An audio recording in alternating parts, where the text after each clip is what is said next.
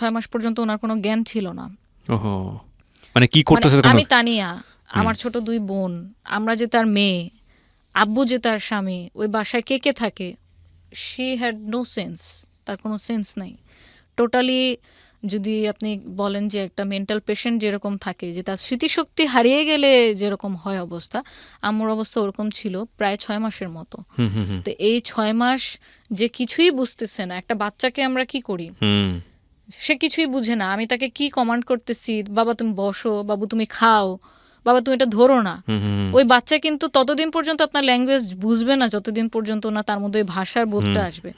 তো আপনি ধরে নিতে পারেন যে আমার আম্মু আবার মানে সেই বাচ্চার কালেই চলে গেছে। তো তখন আমরা হয়ে গেছি গার্জিয়ান। তখন তাকে এভাবে বুঝানো, সে খেত না। ট্যাবলেট যে দিচ্ছে ডাক্তার, ট্যাবলেট কিভাবে খাওয়াবো, কারণ উনি তো ট্যাবলেট দিলে তো এভাবে ছুঁড়ে ফেলে দিতেছে, এদিক ওদিক ফেলে দিতেছে, মুখ থেকে ফেলে দিতেছে, খাবে না, তিতা। তারপর কলা ছিলে, কলায় ভরে ভরে তাকে ওই ট্যাবলেট খাওয়াইছি, কারণ এই ট্যাবলেট যদি না খাওয়াই তাহলে আমার হাইপার টেনশন আরও বাড়তে থাকবে, আর যত বেশি হাইপার টেনশন বাড়বে উনি ফিজিক্যালি তত মানে নিজেকে হার্ট হিট করবে। করবে। মানে আপনি ভেবে দেখেন যে যে মানুষটা তার লাইফের অলমোস্ট মানে 42 ইয়ার্স শুধু সংসার জীবনে কাটিয়ে দিছে তার স্বামী তার বাচ্চাদেরকে নিয়ে, এবং আমার আম্মু ফ্যামিলিতে অ্যাকচুয়ালি মেঝো ছেলের বউ, কিন্তু বড় বউ হিসেবেই আসলে গিয়েছে। মা হওয়ার আগেই মা হয়ে গেছে, মানে ওনার নিজের সন্তান হওয়ার আগেই ছোট ছোট দেবর কিন্তু মায়ের মতো করে মানুষ করছে। ওনার হচ্ছে 8টা দেবর।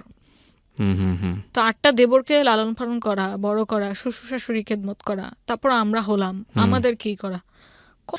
But the thing is that আপনি সন্তান হিসেবে এই জিনিসগুলো রিয়েলাইজ করেছেন, এবং অনেক সন্তানই এটা করে না। আমরা শেষ পর্যন্ত কন্টিনিউ করব, যারা দেখছেন তারা দেখলে বুঝবেন যে আসলে কি অসাধারণ একটা গল্প, কি অসাধারণ একটা জীবনযুদ্ধ এই মেয়েটি করেছে, এবং she is a great successor. আমরা যাই সামনের দিকে, জি প্লিজ। এবং আপনি বলছিলেন যে ওই সময়ই বোধহয় আপনার পার্টনারের সাথে কোনো একটা বিষয় নিয়ে কথা বলতে যাচ্ছিলেন। হ্যাঁ, এটাতেই আসতেছিলাম। তো আমার সাথে যখন এই ট্রিটমেন্ট চলতে থাকে, একদিন হঠাৎ আমরা কিন্তু খুব ভালো কাজ করতেছিলাম। আমাদের অলমোস্ট তখন আমি যদি একটু মেনশন করি, আমরা 100টার উপর ওয়েডিং ইভেন্ট করে ফেলি 4 বছরে, উইদিন 4 ইয়ার্স 100টার উপর ওয়েডিং ইভেন্ট করে ফেলি, এবং বার্থডে প্লাস আপনার 40-50টার মতো হয়ে যায়। আমরা আস্তে আস্তে খুব রিনোন হয়ে যাই, আমাদের রেগুলার কাজ আসতে থাকে, আমরা কাজ করতে থাকি। হয় কি, আমি জাস্ট নিজের লাইফে আমার আব্বুর প্রতিচ্ছবি দেখতে পারতেছিলাম। আমার আব্বু যতগুলো কর্মচারীকে হাতে ধরে কাজ শিখাইছে, সেই কর্মচারীগুলো একটা পর্যায়ে গিয়ে আব্বুর সাথে বিট্রে করছে, এবং এক্স্যাক্টলি সেম জিনিসটা আমার ক্ষেত্রে হয়েছে। আমি 4 বছর ধরে হাতে কলমে ধরে হোয়াট ইজ ইভেন্ট ম্যানেজমেন্টে কী কী জিনিস থাকে, আমরা কিভাবে ক্লায়েন্টকে অ্যাপ্রোচ করব, ক্লায়েন্ট কিভাবে আমাদের খুঁজে পাবে, আমরা কাকে দিয়ে কোন কাজ করাবো, কোন জিনিস কোথায় পাওয়া যায়, কোন কাজের বিল মার্কেট ভ্যালু অনুযায়ী কতটুকু রাখলে আমরা কাজের ডিলটা লক করতে পারবো, ক্লায়েন্টকে প্রেজেন্টেশন কিভাবে দিব, বার্গেন কোন লেভেলে করব, প্রফিট মার্জিন কত থাকবে, আমাদের মার্কেটিং কস্ট পরবর্তীতে কি কি থাকবে, ইচ অ্যান্ড এভরি ডিটেল হাতে কলমে শেখানো হয়েছে। কারণ ও তো ওই ব্যাকগ্রাউন্ড থেকে ছিল না, বাট আমার তো পার্সোনাল এক্সপিরিয়েন্স ছিল। ইনস্ট্যান্ট একদিন 2014 ফেব্রুয়ারিতে জাস্ট এমনি কোনো আগের থেকে কোনো ঝগড়াঝাটি নেই, কোনো মারামারি কাটাকাটি, নাথিং। ইনস্ট্যান্ট একদিন বলে বসলো, তা নিয়ে আমি আর পার্টনারশিপে বিজনেস করব না। তো আই সেড ওকে, রিজন, কারণ কি, কোনো প্রবলেম হয়েছে আমাকে বলো, শেয়ার করো। তো বললো যে না, কোনো প্রবলেম নাই, বাট আমার কাছে মনে হইতেছে পার্টনারশিপে বিজনেস করার উচিত হবে না, আমি পার্টনারশিপে বিজনেস করতে চাই না।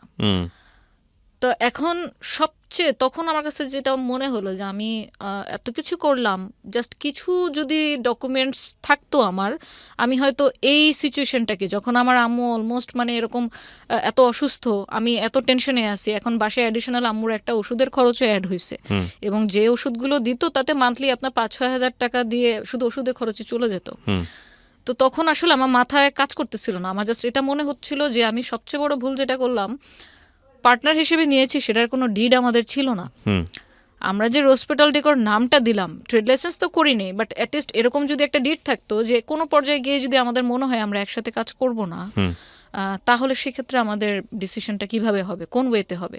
যে থাকতে চাচ্ছে না সে চলে যাবে, সে কি কোনো রেভিনিউ বা কোনো গুডউইল কোনো কিছু সে ক্লেম করতে পারবে, নাকি মানে কি হবে? এই ব্যাপারটা নিয়ে না আমাদের কোনোদিন মানে ওরালিও কোনো বিষয়ে আলোচনা হয়নি। কারণ হবে কেন, সে তোমার বেস্ট ফ্রেন্ড, তার সাথে আমার মানে প্রত্যেকটা কাজের সম্পর্ক পার্সোনাল, সে আমার সাথে ফ্যামিলির সাথে মানে এত বেশি মিলে গেছিল যে আমার যে পুরান ঢাকায় দাদির বাড়ি, আমি তাকে সে আমার ফ্রেন্ড লাগে, অথচ তাকে আমার সেই বাসাতেও ঘুরতে নিয়ে গেছি, সে ওখানে ঘুরছে। আমার দাদি তখন বেঁচে ছিল, সবাই তাকে খুব আদর যত্ন মানে খুব ভালোভাবে তাকে ট্রিট করছে। সো যখন হুট করে এরকম একটা প্রপোজাল ওর কাছ থেকে পাই যে ও আমার সাথে আর থাকতে চাচ্ছে না, ও আলাদা মানে এই বিজনেসই করবে বাট আলাদা কোনো একটা নাম নিয়ে করবে, ওর পার্সোনাল নাম নিয়ে করবে, তো তখন সাধারণভাবে আমি কোশ্চেন করলাম যে আচ্ছা ঠিক আছে, তুমি যেহেতু থাকতে চাচ্ছ না, তাহলে এই রোজ পেটাল ডেকোর এটা আমি কন্টিনিউ করব, তুমি তাহলে তোমার নতুন নামে করো। হ্যাঁ, আমি কোনো ঝামেলাতেই আসলে জড়াতে পছন্দ করি না, ঠিক আছে তুমি করো।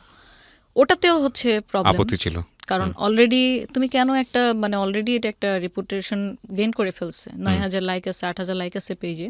সো সে মানে আমাকে চ্যালেঞ্জ থ্রো করলো, যেটাকে বলে ডিরেক্ট ভাষায়, যে তুমি যদি আসলেই কাজ জানো তাহলে তুমি মার্কেটে এসে দেখাও অন্য নামে, একই সাথে দুজন শুরু করি, দেখি কে আগে যায়। ফাইনাল ডিসিশনটা কি হলো আলটিমেটলি? জিনিসটা তো খুব মানে আমি জানি এটা কাদা ছড়াছড়ি হয়েছে এবং এটা নিয়ে অনেক ধরনের অভিজ্ঞতা, খুব ব্যাড এক্সপিরিয়েন্স আপনার আছে। সো হসপিটাল ডেকোর যেটা আপনি বলছিলেন, ওটা কি আপনারা দুজনে শেয়ার করলেন না ওটা বন্ধ করে না? দিলেন? ওটা এখন আলটিমেটলি মিউচুয়াল ডিসিশন যেটা হলো যে ওটা টোটালি বন্ধ, এবং দুটা নাম, এবং আমি যে নামে এখন পরিচিত সিইও হিসেবে, এটা হচ্ছে ভার্সেটাইল ইভেন্ট মেকার। ওরপর আপনি ভার্সেটাইল শুরু করলেন। হ্যাঁ। তো ইন দ্য মিন টাইম 4 বছর কাজ করার পরে কি আপনার মনে হয়েছিল যে না ঠিক আছে, কোথায় কোথায় ভুল ছিল, রেজিস্ট্রেশনে ভুল ছিল, বা পাবলিকলি এটাকে প্রপার্টি বানাতে হলে গভর্নমেন্ট রেজিস্ট্রেশনের প্রয়োজন হয়? এক্স্যাক্টলি। সো আমি জাস্ট সেটাই করলাম যে আমার এই 4 বছরের যে বিটার এক্সপিরিয়েন্সটা হলো, যে কি গাফিলতির কারণে আমি আজকে এই দশা হলো, আমি সে সবকিছুই আমার এই নেক্সটের ক্ষেত্রে আমি ইমপ্লিমেন্ট করলাম। আমার এখন ট্রেড লাইসেন্স, টিন সার্টিফিকেট, নিজস্ব অফিস, সবকিছুই, এবং আমার সোর্সিং আমি ছাড়া কেউ জানে না, যে ভুলটা আমি আমার মানে পাস্ট এক্সপিরিয়েন্স আর কি গেইন করলাম। তো যখন শুরু করলাম তখন আমার জন্য একটু ডিফিকাল্ট ছিল যে নতুন একটা কোম্পানি, কারণ সবচেয়ে মোস্ট ডিফিকাল্ট পার্ট ছিল যে ক্লায়েন্ট যেহেতু ও ডিলিংস করতো, সো ক্লায়েন্টের আপনি ফোন নাম্বার বলেন, মেল আইডি বলেন, আমার কাছে কিন্তু কোনো ডকুমেন্টস নাই, সবকিছু ওর কাছেই ছিল। তো তারপরেও আমি সাহস নেই, কারণ আমাকে তো করতে হবে, আমি অলরেডি বাসায় সাপোর্ট দিয়ে যাচ্ছি, এখন যদি মাঝপথে এসে আমি এভাবে বন্ধ করে দিই, অলরেডি এখন বাসায় আরও কন্ট্রিবিউশনের দায়িত্ব বেড়ে গেছে, তো তখন কি করব? তো আমি কোনো ঝামেলা না জড়ে আমি ওকে ওর মতো থাকতে দিই, আমি আমার মতো থাকি। আমি ওদিন থেকে ওর পর থেকে সেই মুহূর্তের পর থেকে আমি ওর সাথে আর কোনো কন্ট্যাক্ট আজ পর্যন্ত করিনি। তো 2014-তে নতুন জার্নি শুরু হলো আমার ভার্সেটাইল ইভেন্ট মেকারের। এখন আলাদা তো হলাম, কিন্তু অ্যাকচুয়ালি কি আলাদা হলাম? কারণ যেই লোকগুলোকে আমি মাইনে দিতাম, যে লোকগুলোকে দিয়ে আমি কাজ করাতাম, সে তো সেম লোকগুলোকে দিয়ে এক্সট্রা পেমেন্ট দিয়ে সে কাজ করিয়ে নিচ্ছে। রাইট। যে ওয়্যারহাউস থেকে আমি রেন্টে কাপড় বা ফুল ভাড়া করতাম, সে তো সেম ওয়্যারহাউস, ওই জায়গা থেকে নিচ্ছে। তাহলে আমি শুধু নামটা পরিবর্তন করলাম, কিন্তু আমার আর বাকি সবকিছুই কিন্তু কঙ্কালটা কিন্তু সেম রয়ে গেল। এই জিনিসটা নিয়েও যখন ফিউচারে দেখলাম যে না আমি বুকিং দিচ্ছি, টাইমলি পাচ্ছে না, বলছে সেই বুকিং এ চলে গেছে, না উনি আগে বুকিং দিচ্ছে, এটা নিয়েও যখন দেখলাম যে দোটানা।